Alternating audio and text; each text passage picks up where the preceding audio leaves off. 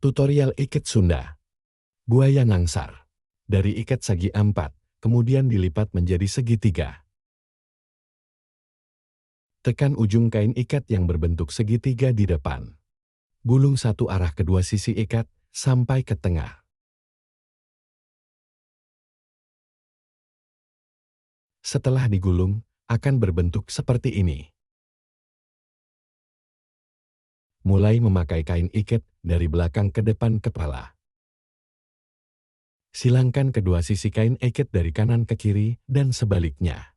Kain ikat yang berada di atas bagian depan kepala diangkat sedikit agar membentuk segitiga.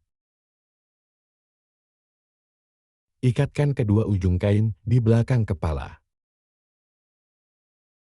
Dan rapikan.